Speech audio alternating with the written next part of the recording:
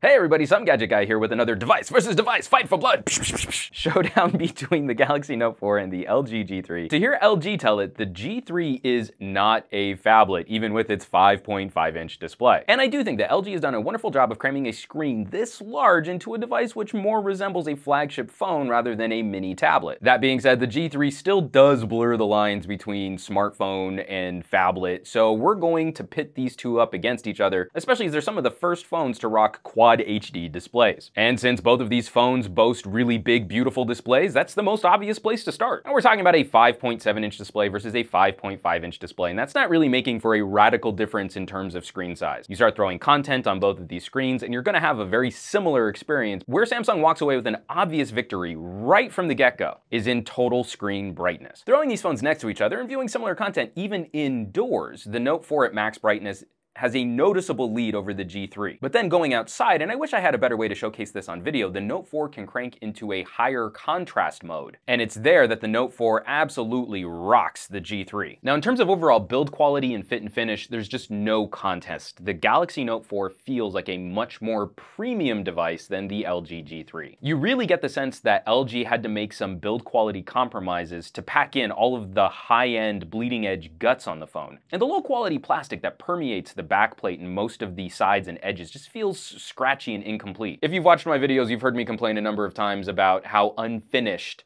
the seams are around the USB port. It's a scratchy plastic. You kind of have to jiggle it to get it in there. That's what she said. And it's one of the main reasons why I'm rocking a toast cover as a semi-permanent solution, just so that I have a slightly nicer feel in the hand. I don't have that cheap hollow plastic feeling, where when you compare this to the plastic and metal build on the Note 4, it just feels like moving from a Toyota to a Lexus. The phone just feels more rigid. This is a nicer texture to hold on to. The phone doesn't feel as slippery. It's got a nice grippy, soft, matte, leathery feel to it. And I love this flat edge running along the sides of the phone. It makes it easier to hold on to when you're trying to do stuff with the camera. Though I have to say the rounded corners on the G3 do feel a little bit better in the hand. And some of the space-saving tricks, like tapering these edges on the G3, do a phenomenal job of making this a little bit more of a one-handed device than the Note 4 ever will be. Though tapering the edges does come with the trade-off that I never really feel like I've got quite the same grip on this device when I'm trying to shoot pics and video. Now, I've seen a lot of debate over camera performance between these two phones, so let's just lay it to rest right now.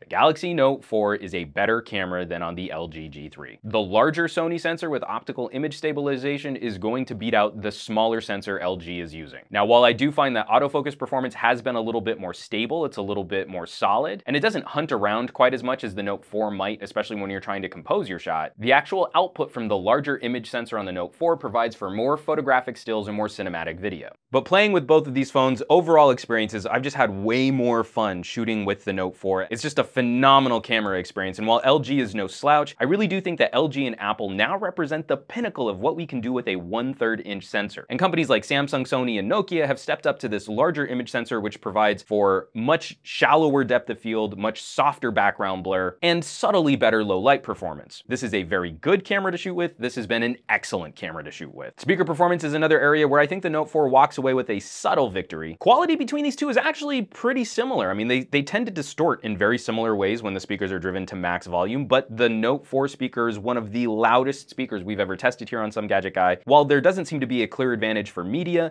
I'll take the Note 4 speaker in that it provides me for louder alerts and ringtones. Now, battery life is one area that I thought these phones would compare a little bit more closely, but that the Note 4 has actually walked away with better performance for the way that I use my phone, managing multiple email accounts, keeping up to date on several social media accounts, and then shooting a lot of photos and videos, uploading photos to social networking sites. And I can't really say that it's a clear advantage because there's a 200 milliamp hour bump on the Note 4. Like 200 milliamp hour between batteries this large really isn't a significant advantage. It's less than 10%. But I find that I get a greater than 10% runtime advantage on the Note 4. Even with all of the extra junk running in the background on TouchWiz and the brighter display, the chipset Samsung is using to power the Note 4 just does a better job of natively supporting higher resolution content. And I really think it's just struggling less, even when rendering basic elements of the UI. And that move from Qualcomm 801 to 805 is reflected subtly in phone performance. That with power saver on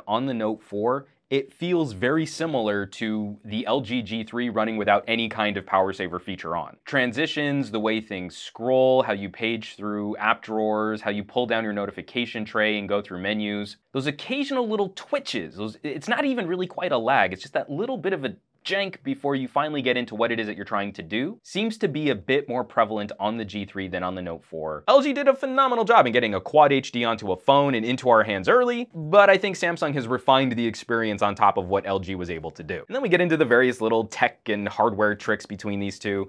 Tap to wake is always going to be a fun feature, and I love how it's implemented on the G3. It's one of the nicest experiences in tap to wake that I think is available on any phone, be it Nokia or HTC. But at least Samsung is giving us multiple ways to turn screen on, from the home button to the power button on the side, to also just pulling out the S Pen to get into our phone easily and quickly. So at least for a device that mandates that you often have to use it with both hands, they're at least giving us multiple options on how we can turn this phone on easily and get right into productivity software. Plus, you're never gonna be able to feature a Samsung device, from the fingerprint scanner on the bottom, the S Pen stylus, the heart rate monitor on the back, the super high resolution video that you can shoot from the front facing camera. It's just a test bed of bleeding edge hardware that's crammed into something that could still be called a mobile device. And that's also where I maybe need to leave this video off, in that these aren't necessarily direct competitors. The G3 is right on the razor's edge of being a flagship phone or being a phablet. And I think it veers ever so slightly towards that flagship phone experience. So if you're looking for something that's on the big side for a phone, then the G3 is still a phone that you should be considering today. However, the Note starts to approach that mini tablet, that phablet experience. It's an uncompromising productivity device with bleeding edge internals, and I really do think that it's the crown jewel of Samsung's lineup now, not the Galaxy S5.